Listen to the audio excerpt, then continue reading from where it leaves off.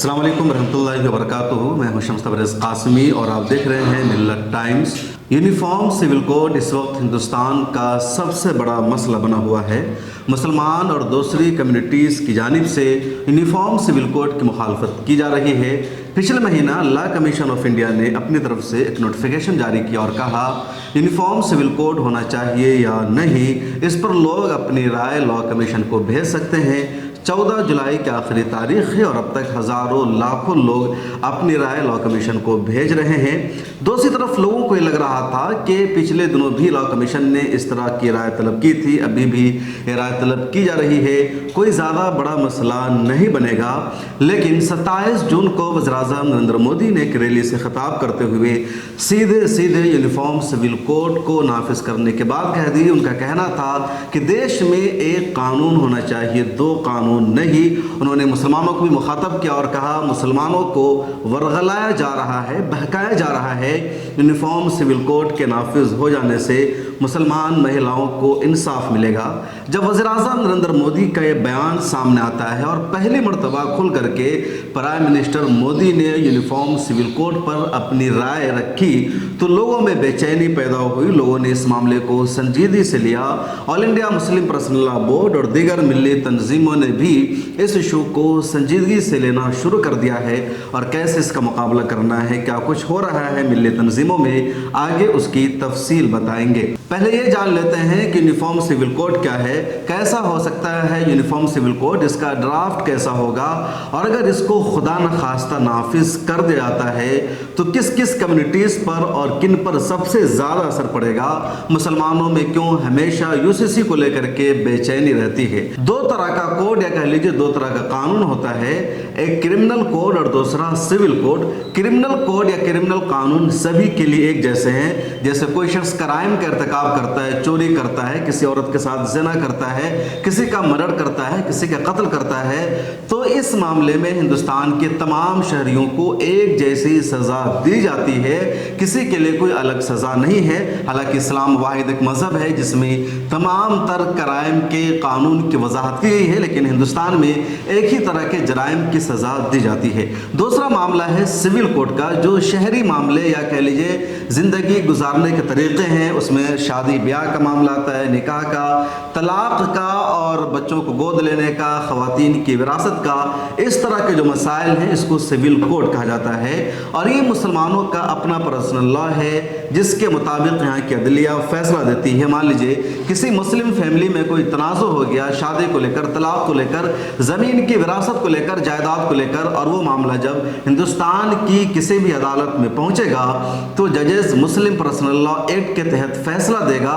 जो दूसरे का पर्सनल लॉ है उसके तहत फ़ैसला नहीं दिया जाएगा। हिंदू कम्युनिटी का अपना पर्सनल लॉ है, इसी तरह सिखों का अपना पर्सनल लॉ है, तो तमाम अलग अलग कम्युनिटीज़ के अपने पर्सनल लॉ है और उनके हक़ में उनके मुताबिक फ़ैसले सुनाए जाते हैं। अब पिछले कई सालों से बहस चल रही है कि एक पर्सनल लॉ यानी एक तरह का कानून होना चाहिए जिसको यूनिफॉर्म सिविल कोड कहा जाता है और अलग अलग कम्युनिटीज़ के जो अलग अलग पर्सनल लॉ हैं उसको ख़त्म कर देना चाहिए। आइन के दफ़ा 44 में भी कहा गया है कि धीरे धीरे मुल्क में यूनिफॉर्म सिविल कोड को नाफिज करने की कोशिश करनी चाहिए और मुल्क के तमाम शहरियों की, तमाम मज़ाहिब की, तमाम माइनॉरिटीज़ की यकजहती के बाद, उनकी राय लेने के बाद अगर उनकी बाहमी रजामंदी है तो इसकी तरफ कोशिश करनी चाहिए। लेकिन आइन में इस पर कोई जोर नहीं दिया गया, महज एक तरह से सुझाव दिया गया है। लेकिन इसी को लेकर के बार बार यूनिफॉर्म सिविल कोड लाने की बातचीत की जाती है और इस मरतबा बहुत तेज़ी से बातचीत हो रही है। वज़ीर-ए-आज़म नरेंद्र मोदी का जब बयान सामने आया है तो लोगों को लग रहा है कि शायद इसी मानसून सेशन में जो 20 जुलाई से पार्लियामेंट का सेशन शुरू हो रहा है उसमें यूनिफॉर्म सिविल कोड पर बाज़ाब्ता बिल को पेश कर दिया जाए। साल 2019 के लोकसभा इलेक्शन में बीजेपी ने अपने मैनिफेस्टो में भी वादा किया था कि हम यूनिफॉर्म सिविल कोड को नाफिज करेंगे। 2024 बहुत करीब है तो इसलिए भी अब लग रहा है कि पार्लियामेंट के हालिया इजलास में ये बिल इंट्रोड्यूस कराया जा सकता है। अहम सवाल ये है कि यूनिफॉर्म सिविल कोड का मसौदा क्या हो सकता है।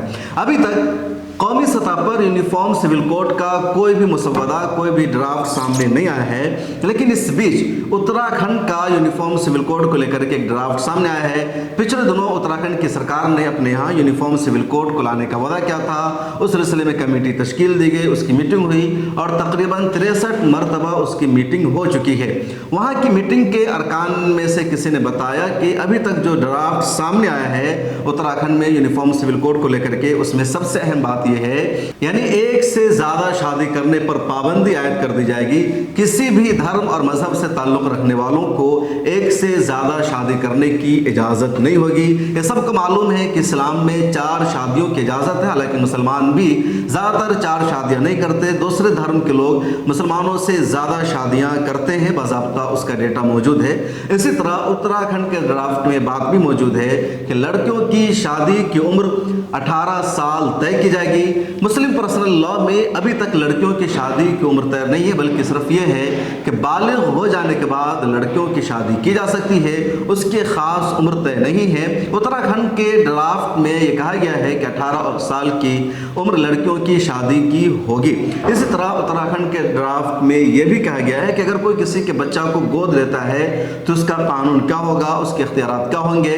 اسی طرح اس ڈرافٹ میں یہ بھی شامل ہے کہ لڑکیوں کو جائیداد میں کتنا حق ملے گا۔ اسلامی قانون میں وراثت میں تمام کو حق دیا گیا ہے، لڑکیوں کو بھی، بیٹوں کو بھی، بیٹیوں کو بھی، بیوی کو بھی، ماں کو بھی، لیکن یہ الگ طرح سے وراثت کا قانون یا کہہ لیجیے وراثت کو اس ڈرافٹ میں لایا گیا۔ اس میں کہا گیا کہ بیٹی کو آدھا وراثت میں سے حصہ دیا جائے گا۔ اسی طرح اگر بیٹا کی موت ہو جاتی ہے تو بیوی کو بیٹے کی تمام جائیداد کا مالک بنایا جائے گا۔ تو اس طرح کی چیزیں اتراکھنڈ کے یونیفارم سول کوڈ کے ڈرافٹ میں شامل ہے۔ قومی سطح پر ابھی تک یہ ڈرافٹ سامنے نہیں آیا ہے۔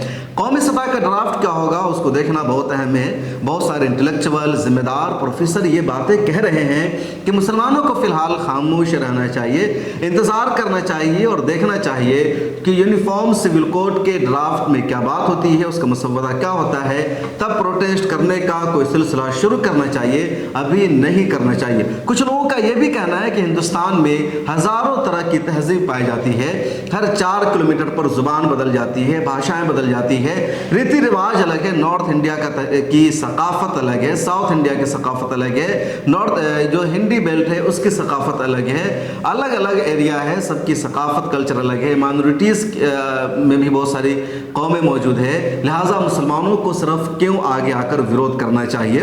لیکن اگر آپ گہرائی سے جائزہ لیں گے، غور کریں گے اور اتراکھنڈ کے ڈرافٹ کو دیکھیں گے تو اس ڈرافٹ میں جو باتیں شامل ہے وہ سیدھے سیدھے مسلمانوں کے عقائد پر یا مسلمانوں کے جو مسائل ہیں ان پر ہی اٹیک کیا گیا ہے، دوسرے کسی کے ساتھ چھیڑ چھاڑ نہیں کیا گیا ہے۔ جیسے اسلام میں 4 شادی جائز ہے، اب سیدھے بین قرار دیا گیا ہے، لڑکیوں کی شادی کا مسئلہ ہے، وراثت کا مسئلہ ہے، اسی طرح طلاق کا مسئلہ ہے کہ طلاق کے لیے قانون بنایا جائے گا۔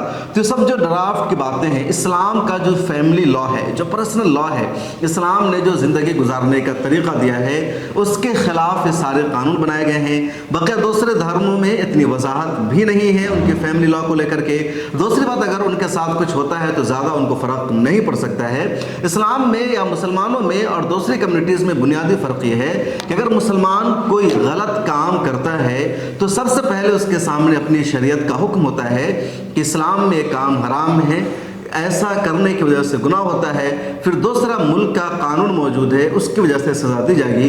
لیکن دوسرے دھرموں میں ایسا نہیں ہے۔ مان لیجئے کوئی اگر زنا کرتا ہے تو اگر ایک مسلمان ہے زنا کرنے والا، کسی عورت کے ساتھ چھیڑ چھاڑ کرنے والا، تو سب سے پہلے اس کے نزدیک شریعت کا حکم آ جاتا ہے کہ ایسا بندہ شریعت کی نظر میں مجرم ہے، اس کو آخرت میں شدید عذاب کا سامنا کرنا پڑے گا۔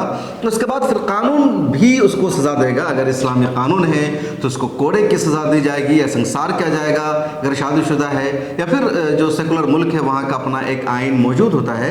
لیکن اگر کوئی دوسرا دھرم ہے، اگر غیر مسلم ہے، وہ کسی عورت کے ساتھ इलीगल रिश्ता बनाता है, उसके साथ सेक्स करता है, कोई भी काम करता है उसके साथ, तो उसके मज़हब में उसके लिए कोई सज़ा नहीं है बल्कि जायज़ है। इसी वजह से हर जगह लिव इन रिलेशनशिप के तहत रिश्ता बनाना जायज़ है, इस्लाम में हराम है, क्योंकि उनके यहाँ जायज़ है। हाँ, अगर औरत की रजामंदी नहीं होती है, फिर वो केस कर देती है, तो उसको सज़ा दी जाएगी। तो ये बुनियादी फ़र्क है। अब यही वजह है कि ये जो सारे यूनिफॉर्म सिविल कोड की बातें की जा रही है ड्राफ्ट में, वो कहीं ना कहीं मुसलमानों को परेशान करने वाले हैं, दूसरी कम्युनिटीज़ पर इसका असर नहीं पड़ने वाला है। इसी वजह से मुसलमानों की तरफ से इसकी मुखालफत की जा रही है। All India Muslim personal board और कई सारी तंजीमों ने बाज़ाब्ता अपील जारी की है तमाम मुसलमानों से कि वो ज़्यादा से ज़्यादा लॉ कमीशन को अपनी राय भेजें। बाज़ाब्ता बार कोड जारी किया गया है, लेटर जारी किया गया है। यहाँ भी जैसे स्क्रीन पर आप एक लेटर देख सकते हैं कि all India Muslim personal board के सेक्रेटरी जनरल ने जारी किया है कि किस तरह ज़्यादा से ज़्यादा लोग यूनिफॉर्म सिविल कोड के बारे में अपनी राय लॉ कमीशन को भेज सकते हैं और बता सकते हैं कि हम इसके ख़िलाफ़ हैं। इसकी वजह से हिंदुस्तान की जो डाइवर्सिटी है, हिंदुस्तान की जो एकजहती है, इसको नुकसान पहुँचेगा और मुसलमान अपने पर्सनल लॉ से समझौता नहीं कर सकते हैं। मौलाना सज्जाद नुमानी का भी एक वीडियो सामने आया जिसको आपने देखा होगा। इसी तरह वाज़ेह तौर पर all India Muslim personal law board ने कहा है कि मुसलमानों को यूनिफॉर्म सिविल कोड से मुस्तस्ना रखा जाए, जैसा कि पहले रखा गया था। यूनिफॉर्म सिविल कोड क्या है, कब से हिंदुस्तान में इस पर बहस शुरू हुई, इसकी वजह से किस किस कम्युनिटीज़ को फ़र्क पड़ सकता है, आगे किसी और वीडियो में पूरी तफसील बताएंगे। फ़िलहाल इतना ही, मुझे दीजिए इजाज़त। मिल्लत टाइम्स को आपकी ज़रूरत है, हमारी आप माली मदद करें।